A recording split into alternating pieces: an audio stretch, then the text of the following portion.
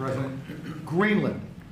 What is your vision for the potential annexation of Greenland and getting them potentially to Well, I think it'll happen, and I'm just thinking, I didn't give it much thought before, but I'm sitting with a man that could be very instrumental. You know, Mark, we need that for international security, not just security, international. We have a lot of our favorite players, cruising around the coast, and we have to be careful. And we'll be talking to you. It's a very appropriate, really a very appropriate question. There's an issue in the Thank you high very much. north, so the Arctic. So what you did, so when it comes to Greenland, yes or not joining the US, I would leave that outside for me, this discussion, because I don't want to drag NATO in that. But when it comes to the high north and the Arctic, you are totally right.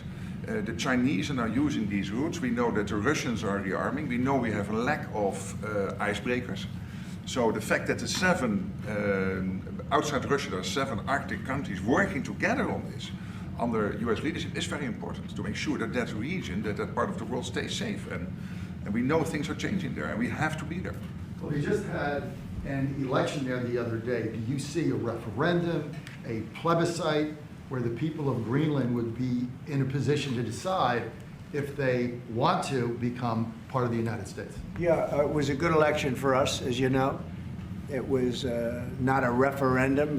It wouldn't be called that. It was an individual election. But the person that did the best is a very good person, as far as we're concerned. And so we'll be talking about it, and it's very important what was happening. It's become a little bit of a show, but they wanted to see what was happening, and I think a lot of.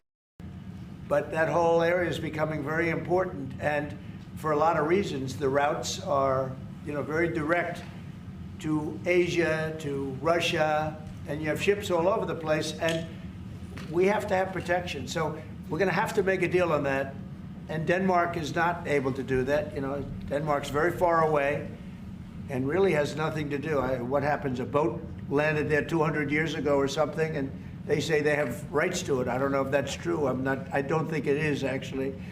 But we've been dealing with Denmark, we've been dealing with Greenland, and we have to do it. We really need it for national security. I think that's why NATO might have to get involved in a way, because we really need Greenland for national security. It's very important. We have a couple of bases on Greenland already, and we have quite a few soldiers, and maybe you'll see more and more soldiers go there. I don't know. What do you think about that, Pete?